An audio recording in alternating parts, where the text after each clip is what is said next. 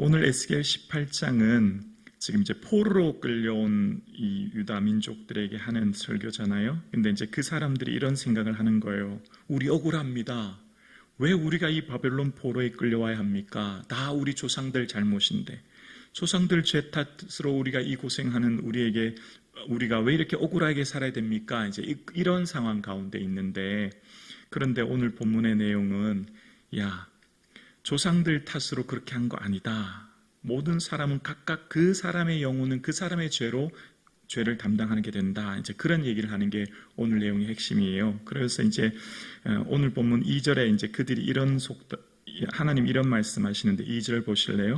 너희가 이스라엘 땅에 관한 속담이 이르기를 아버지가 신포도를 먹었으므로 그의 아들의 이가 시다함은 어찌 됨이냐. 이 말이 안 되잖아요. 아버지가 포도를 먹었는데 어떻게 아들의 이가 실 수 있습니까? 그러니까 지금 이 유다민족 포로로 끌려온 이들이 다 조상 탓하고 있는 이들에게 그런 거 아니다 이런 얘기를 한 겁니다. 사람들이 보통 뭐 잘 되면 내 탓, 잘못되면 조상 탓이라고 하죠. 예전에 이제 그런 책이 한참 유행했습니다. 뭐 가게에 흐르는 저주를 끊으라 이제 그런 유의 책들이 많이 유행했고, 그래서 우리가 이제 지금 우리 신앙생활에 우리의 가정과 자녀들이 잘 되려면 윗대의 어떤 흐르는 저주를 끊어야 우리 가정이 산다 뭐 이런 유의 책이었어요. 근데 그건 다 잘못된 책입니다. 우리는 가게에 흐르는 저주 그런 거 없습니다. 죄의 대물림이 없어요. 예수 안에 있는 자에겐 결코 정잠이 없는 것이죠. 잘못된 신앙입니다. 지금 오늘 본문의 28장의 내용을 보면 아버지가 의로워요. 아버지는 굉장히 의롭게 살아가는데 그 아들은 악을 행합니다. 굉장히 잘못한 아버지는 의로운 반면 아들이 악해요. 그런데 그 다음 3대 손자는 또 굉장히 선합니다.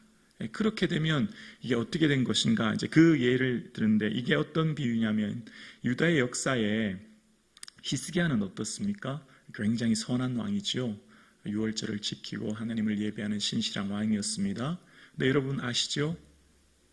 히스기야의 아들 므낫세는 굉장히 악한 아들이지 않습니까? 이렇게 이 역사에 이만큼 악한 왕은 아마 없을 거예요. 아버지는 의로운 반면 므낫세는 굉장히 악을 행하지 않습니까?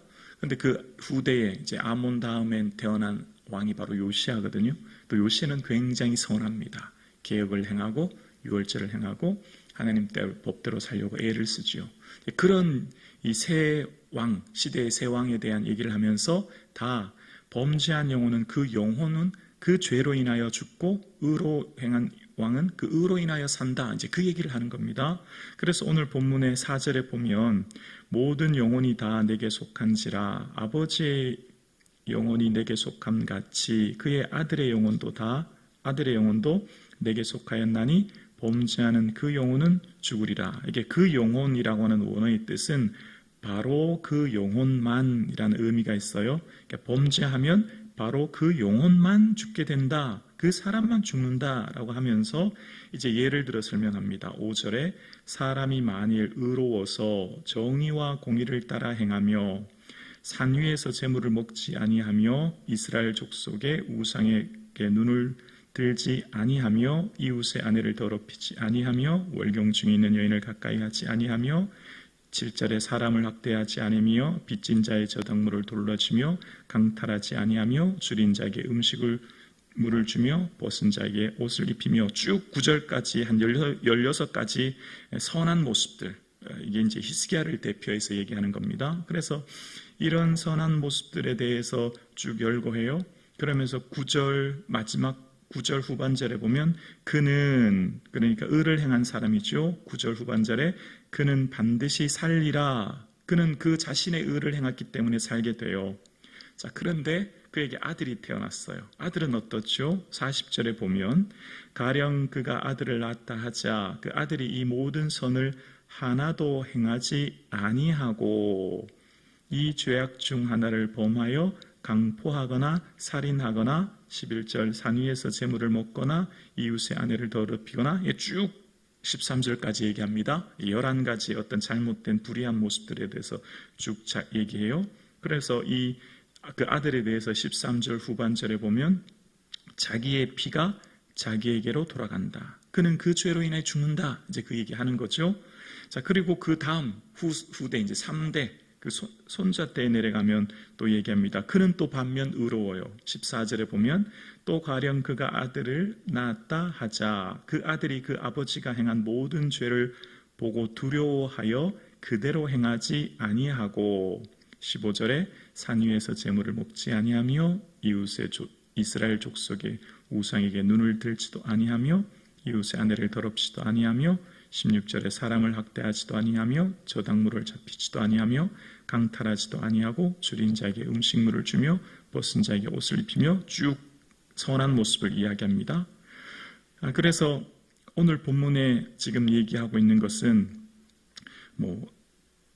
하나님께서 세우시는 하나님의 말씀을 듣는 사람들은 그 말씀을 통해 나를 되돌아보고 회개하면 그 영혼이 살게 되고 신앙의 성숙과 새로운 비전과 사명을 따라 살지만 남 탓하고 핑계하는 사람은 그 자체만으로서 이미 그에게는 화가 된다. 이제 그런 얘기하는 겁니다. 여러분, 우리가 신앙생활하면 참 억울할 때가 많지 않습니까? 또 우리가 살아가는 이 세상에 보면 불공정한 것들이 참 많게 보여요. 그래서 많은 사람들이 그렇게 얘기하죠.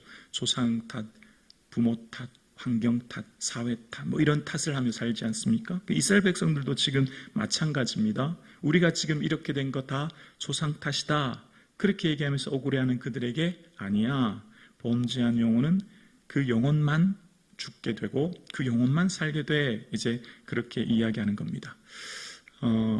하나님께서 찾고 세우시는 사람은 바로 억울함을 감수하고 그 억울함 가운데서도 이웃과 공동체를 품는 사람, 그를 통해 하나님께서는 하나님의 뜻을 이루고 그를 하나님의 사람으로 세우시고 하나님의 사명자로 이끄시는 것을 보게 됩니다. 여러분, 야곱의 아들 유다가 이제 식량을 구하러 애굽에 갔을 때 은잔 시험을 요셉이 하잖아요. 그때 베냐민의 잔에서 자루에서 은잔이 발견됐을 때 유다가 뭐라고 하죠? 제가 종이 되겠습니다. 제가 내 동생 베냐민 대신 내가 당신의 종이 되겠습니다. 그렇게 얘기하지 않습니까? 그래서 그 유다 족속을 통해 유다 지파를 통해서 예수 그리스도의 계보가 이어지는 겁니다. 바로 대속의 사건이죠. 대신 그 짐을 지는 겁니다. 여러분, 이스라엘의 이 지금 에스겔 이후에 다시 포로에서 귀환해요. 포로로 잡혀갈 때도 3번에 걸쳐서 잡혀갔지만 돌아올 때도 이제 3번에 걸쳐서 돌아오잖아요. 이제 처음에는 수룹바벨, 그 다음에는 에스라, 그 다음에는 이제 느헤미야, 이렇게 3번에 걸쳐서 이스라엘이 돌아오는데, 여러분, 느헤미야가 동생 하나냐로부터 예루살렘 성벽이 불탔고 성읍이 무너졌다는 얘기를 들을 때 마음 아파하죠. 그러면서 이 느헤미야가 뭐라고 기도하죠?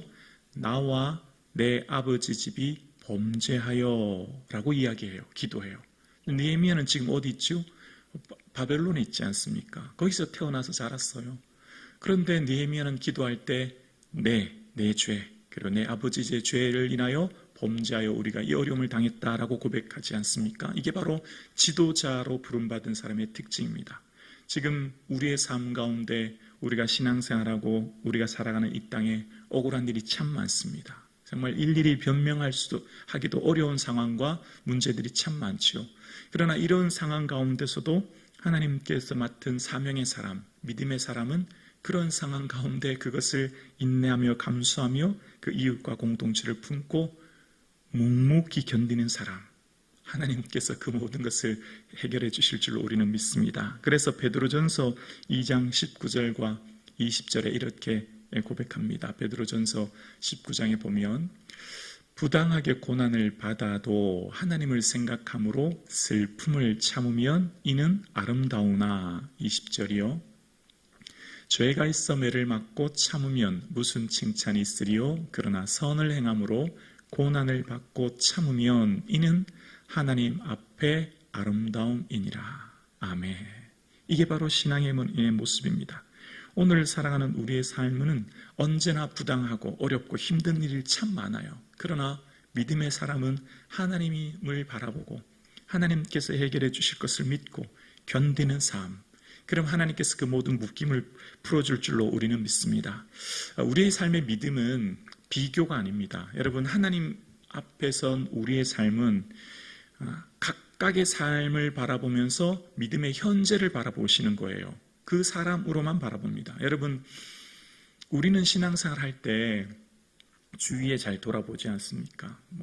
주변에 어떤 권사님, 어떤 성도님, 그 성도님과 그 사람을 보면서 내 신앙을 평가하고 비교하고 판단하는데, 하나님은 그렇지 않습니다. 우리가 하나님 앞에 서면, 야, 김부기 목사야, 너 목회하는데 왜 그 옆에 있는 교회처럼 너 그렇게 목회 잘 못했냐? 왜 부흥시키지 못했냐? 왜 이렇게 못했냐? 이렇게 말씀하시는 게 아니라는 거예요. 김부기 목사는 김부기 목사만의 몫으로 말씀하시고 판단하시고 이야기하시는 거죠. 저의 삶 자체로 평가받는 거죠.